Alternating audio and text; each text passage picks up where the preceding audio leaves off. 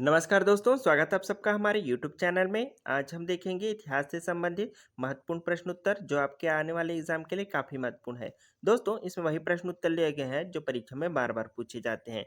तो आइए चलते हैं पहले प्रश्न की ओर। पहला प्रश्न है, सिंधु सभ्यता में अन्नगार कहाँ मिला है? दोस्तों, सिंधु सभ्यता में अन्नगार हड़प्पा में मिला है, जो कि ऑप्शन बी में है। राइट आंसर कीजिएगा दोस्तों, ऑप्शन बी हड़प्पा। अगला प्रश्न है, हड़प्पा सभ्यता की लिपि कैसी है? दोस्तों, हड़प्पा सभ्यता की लिपि अपठित है, इसे अभी तक पढ़ा नहीं जा सका है। तो इसका राइट आंसर हो जाएगा दोस्तों, ऑप्शन सी अपठित। अगला प्रश्न है, ऋग्वेद में किस देवता का सबसे अधिक उल्लेख है? दोस्तों, ऋग्वेद में सबसे अधिक उल्लेख इंद्रदेव का है, जो कि ऑप्शन बी में है। राइट आंसर कीजिएगा दोस्तों, ऑप्शन बी इंद्रदेव। अगला प्रश्न है, उपनिषद किससे संबंधित है? दोस्तों, उपनिषद दर्शन से संबंधित होता है, जो कि ऑप्शन बी में है। राइट आंसर कीजिएगा, ऑप्शन बी दर्शन।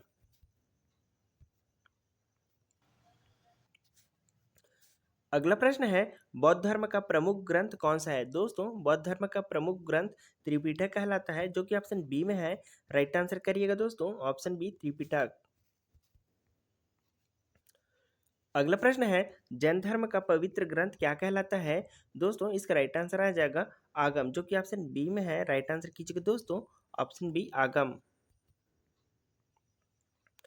अगला प्रश्न है, मेगस्थानिक किसके दरबार में आया था? दोस्तों, मेगस्थानिक चंद्रगुप्त मौर्य के दरबार में आया था, जो कि ऑप्शन बी में है। राइट आंसर कीजिएगा दोस्तों, ऑप्शन बी चंद्रगुप्त मौर्य। अगला प्रश्न है, इंडिका पुस्तक किसने लिखी? दोस्तों, इंडिका पुस्तक मेगास्थानिक ने लिखी थी, जो कि ऑप्शन सी में है। राइट आंसर करिएगा, ऑप्शन सी मेगास्थानिक। अगला प्रश्न है, अशोक के शिलालेख किस भाषा में लिखे गए थे? दोस्तों, इसका राइट आंसर आ जाएगा प्राकृत भाषा, जो कि ऑप्शन सी में है। राइट आंसर करिएगा दोस्तों, अशोक के शिलालेख प्राकृतिक भाषा में लिखे गए थे। अगला प्रश्न है, गुप्त काल में शिक्षा का प्रमुख केंद्र कौन था? दोस्तों, गुप्त काल में शिक्षा का प्रमुख केंद्र नालंदा था, जो कि ऑप्शन बी में है। राइट आंसर करिएगा, ऑप्शन बी नालंदा विश्वविद्यालय।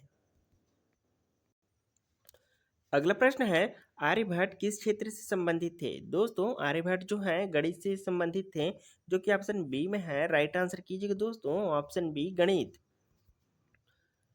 अगला प्रश्न है, नालंदा विश्वविद्यालय कहाँ स्थित है? दोस्तों, नालंदा विश्वविद्यालय बिहार में स्थित है, जो कि ऑप्शन ए में है। राइट आंसर कीजिएगा दोस्तों, ऑप्शन ए बिहार। अगला प्रश्न है, चोल वंश का संबंध किस क्षेत्र से था? दोस्तों, चोल वंश का संबंध दक्षिण भारत से था, जो कि ऑप्शन बी में है। राइट आंसर कीजिएगा दोस्तों, ऑप्शन बी दक्षिण भारत। अगला प्रश्न है, रास्तरंगिणी के लेखक कौन थे? दोस्तों, रास्तरंगिणी के लेखक कल्हण थे, जो कि ऑप्शन बी में है। राइट आंसर करिएगा दोस्तों, ऑप्शन बी कल्हण। अगला प्रश्न है, दिल्ली सल्तनत का अंतिम वंश कौन सा था? दोस्तों, दिल्ली सल्तनत का अंतिम वंश लोधी वंश था, जो कि ऑप्शन सी में है। राइट आंसर करिएगा, ऑप्शन सी लोधी वंश। अगला प्रश्न है, बाबर ने भारत पर कितनी बार आक्रमण किया है? दोस्तों, बाबर ने भारत पर कुल 5 बार आक्रमण किए थे, जो कि ऑप्शन सी में है। राइट आंसर करिए दोस्तों, ऑप्शन सी 5 बार। अगला प्रश्न है, हुमायूं नामा किसने लिखा? दोस्तों, हुमायूं नामा गुलबदन बेगम ने लिखा था, जो कि ऑप्शन ए में है। राइट आंसर कीजिएगा दोस्तों, option A Gulbadan Begum.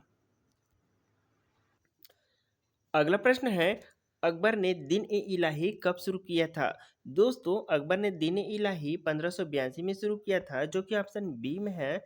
Right answer करिएगा दोस्तों, ऑप्शन बी 1582। अगला प्रश्न है, टोडरमल किसके दरबार में थे? दोस्तों, टोडरमल अकबर के दरबार में थे, जो कि ऑप्शन बी में है। राइट आंसर कीजिएगा, ऑप्शन बी अकबर। अगला प्रश्न है, नूरजहां किसकी पत्नी थी? दोस्तों, नूरजहां जहांगीर की पत्नी थी, जो कि ऑप्शन बी में है। राइट आंसर करिएगा दोस्तों, ऑप्शन बी जहांगीर। अगला प्रश्न है, लाल किला किसने बनवाया? दोस्तों, लाल किला जो है शाहजहां ने बनवाया था, जो कि ऑप्शन सी में है। राइट आंसर कीजिएगा ऑप्शन सी शाहजहां। अगला प्रश्न है औरंगजेब ने झांझेकर कब पुनः लगाया। दोस्तों इसका राइट आंसर आ जाएगा 1689 में, जो कि ऑप्शन बी में है। राइट आंसर करिएगा ऑप्शन बी 1689। अगला प्रश्न है पानीपत का तृतीय युद्ध कब हुआ। दोस्तों पानीपत का तृतीय युद्ध 1761 में हुआ था, जो कि ऑप्शन सी में है। राइट आंसर करिएगा ऑप्शन सी 1761। अगला प्रश्न है मराठा शक्ति का पतन किस युद्ध के बाद हुआ। दोस्तों मराठा शक्ति का पतन पानीपत के तृतीय युद्ध के बाद हुआ, जो कि ऑप्शन सी में है। राइट आंसर करिएगा ऑप्शन सी पानीपत का तृतीय युद्ध।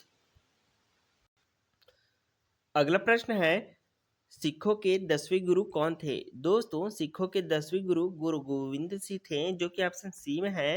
राइट आंसर करिएगा ऑप्शन सी गुरु गोविंद सिंह। अगला प्रश्न है ईस्ट इंडिया कंपनी की स्थापना कब हुई। दोस्तों ईस्ट इंडिया कंपनी की स्थापना 1600 ईस्वी में हुई थी, जो कि ऑप्शन बी में है। राइट आंसर करिएगा ऑप्शन बी 1600 ईस्वी। अगला प्रश्न है वारेन हेस्टिंग कब गवर्नर जनरल बने थे। दोस्तों वारेन हेस्टिंग 1773 में गवर्नर जनरल बने थे, जो कि ऑप्शन ए में है। राइट आंसर करिएगा दोस्तों ऑप्शन ए 1773। अगला प्रश्न है रेगुलेटिंग एक्ट कब पारित हुआ। दोस्तों रेगुलेटिंग एक्ट 1773 को पारित हुआ था, जो कि ऑप्शन बी में है। राइट आंसर करिएगा दोस्तों ऑप्शन बी 1773। अगला प्रश्न है पिट्स इंडिया एक्ट कब आया। दोस्तों पिट्स इंडिया एक्ट 1784 को आया था, जो कि ऑप्शन बी में है। राइट आंसर करिएगा दोस्तों ऑप्शन बी 1784। अगला प्रश्न है स्थायी बंदोबस्त कब लागू हुआ। दोस्तों स्थायी बंदोबस्त 1793 को लागू हुआ था, जो कि ऑप्शन ए में है। राइट आंसर करिएगा ऑप्शन ए 1793। अगला प्रश्न है लॉर्ड डलहौजी की नीति क्या थी। दोस्तों लॉर्ड डलहौजी की नीति लैप्स का सिद्धांत था, जो कि काफी फेमस है। राइट आंसर कीजिएगा दोस्तों ऑप्शन बी लैप्स का सिद्धांत। अगला प्रश्न है 1857 की क्रांति का तत्कालिक कारण क्या था। दोस्तों 1857 की क्रांति का तत्कालिक कारण कारतूस का प्रयोग था, जो कि ऑप्शन सी में है। राइट आंसर करिएगा ऑप्शन सी कारतूस। अगला प्रश्न है इलाहाबाद की संधि कब हुई। दोस्तों इलाहाबाद की संधि 1765 में हुई थी, जो कि ऑप्शन सी में है। राइट आंसर करिएगा दोस्तों ऑप्शन सी 1765। अगला प्रश्न है भारतीय परिषद अधिनियम 1861 कब लागू हुआ। दोस्तों भारतीय परिषद अधिनियम 1861 में लागू हुआ था, जो कि ऑप्शन बी में है। राइट आंसर करिएगा दोस्तों ऑप्शन बी 1861। अगला प्रश्न है भारतीय परिषद अधिनियम 1892 का मुख्य उद्देश्य क्या था। दोस्तों 1892 का मुख्य उद्देश्य प्रतिनिधित्व बढ़ाना था, जो कि ऑप्शन बी में है। राइट आंसर करिएगा दोस्तों ऑप्शन बी प्रतिनिधित्व बढ़ाना। अगला प्रश्न है मोरले मिंटो सुधार कब हुए। दोस्तों मोरले मिंटो सुधार 1909 में हुआ था, जो कि ऑप्शन बी में है। राइट आंसर कीजिएगा दोस्तों ऑप्शन बी 1909। अगला प्रश्न है मार्टेन्यू चेम्सफोर्ड सुधार कब हुए।